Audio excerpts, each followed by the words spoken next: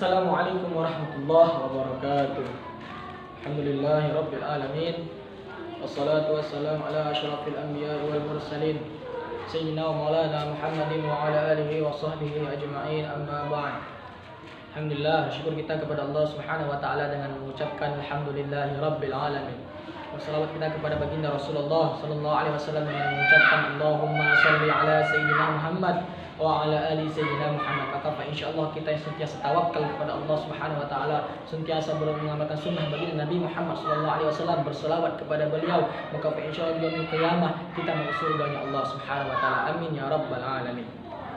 Yang saya hormati Buya Akhyar selaku daripada dosen membimbing mata kuliah bahasa Arab, dan saya di sini bersama anggota saya yang tidak hadir pada hari ini, yakni ialah ada Gita Anggraini dan Indri Inkalestari. Maka kami bertiga pada hari ini akan menjelaskan daripada materi yang telah Buya Akhyar berikan tentang kalimah isim dan jenis serta karakteristiknya.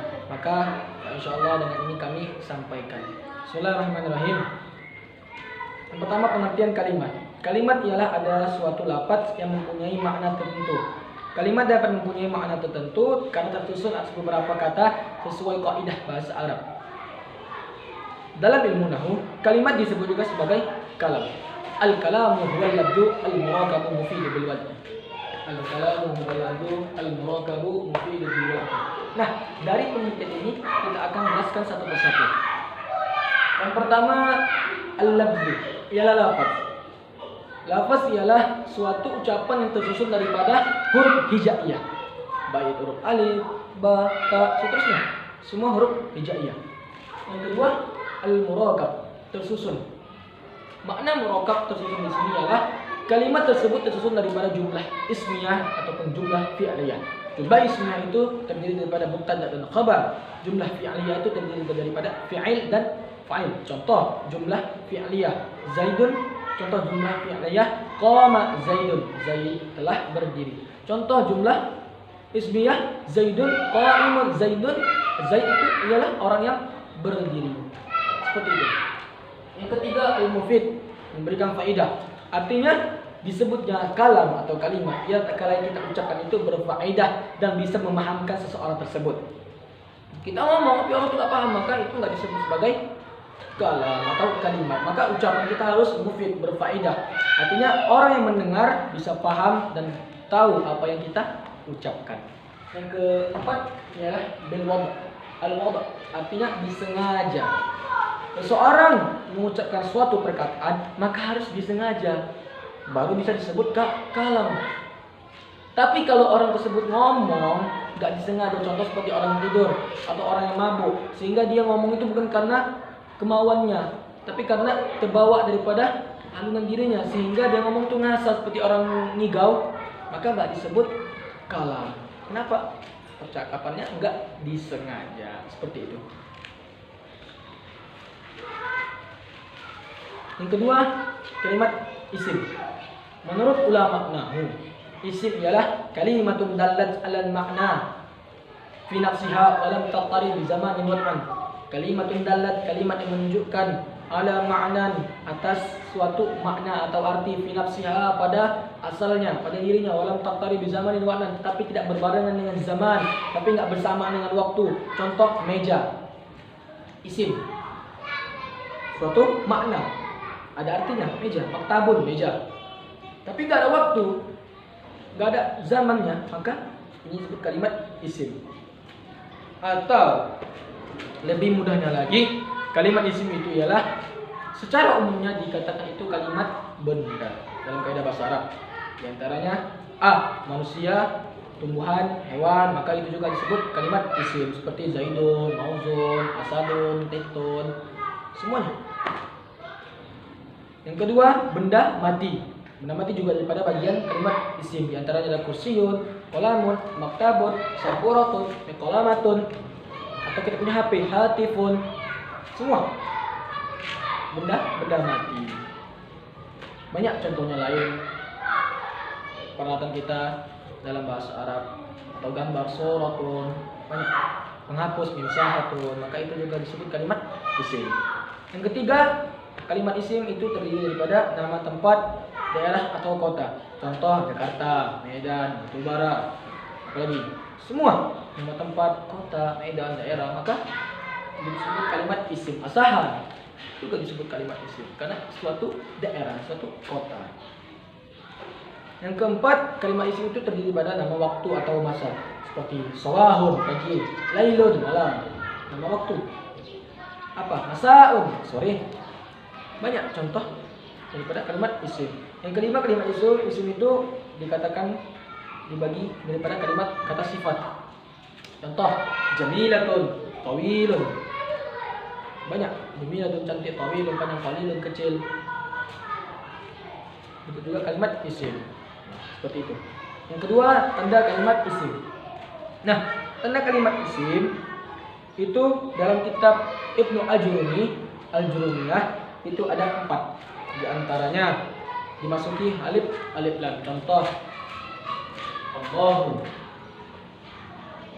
kalimat isim.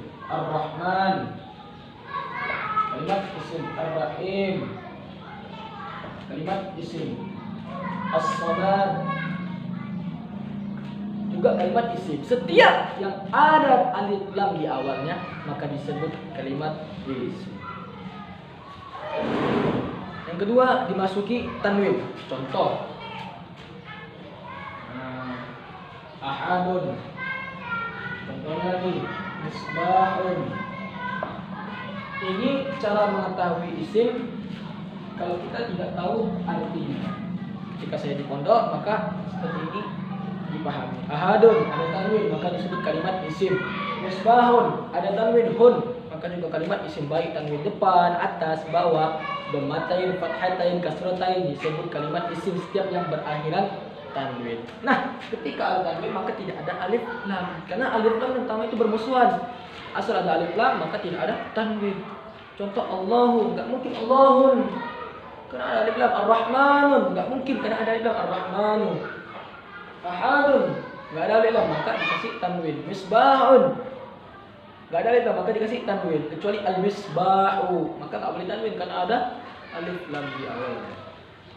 Yang ketiga, tanda kalimat isim ialah dimasuki huruf jar. Huruf jar ada 9. Sebenarnya banyak huruf jar, tapi dalam kitab Ibnu Al-Jurumiyah juga ada 9. Yang pertama, min ila an ala fi ruba ba kaf lam. 9. Min ila an ala fi ruba ba kaf lam. Kalau dalam pondok saya dulu, min ila an ala fi ruba ba kaf lam. Seperti itu. Contoh, dalam yang diawali dengan min, minal masjidil haram, minal masjidil haram, minal masjidi, setiap yang diawali huruf min maka ini disebut juga kalimat isim. Atau ini jar, ini majrur, minal masjidil haram. Contoh yang ilal masjidil aqsa. Contoh yang fi, fil baiti, seperti itu huruf jar. Kita ulangi, min ila an ala fi rubah fa kaf lam. 9 itu tanda kalimat isim yang ketiga, dimasuki huruf jar. Yang keempat, dalam kitab Al-Jurumi dikatakan dimasuki huruf qasam, huruf sumpah. Huruf qasam ada 3, waw, ba, ta. Waw, ba, ta. Biasanya pakai sumpah, wallahi, billahi, tallahi. Maka ini tanda kalimat isim. Maka setiap setelahnya disebut kalimat isim. Sekian tanda-tanda kalimat isim. Nah, yang ketiga, jenis-jenis kalimat isim. Banyak kalimat isim jenisnya, tapi diantaranya kita rangkum 6 saja.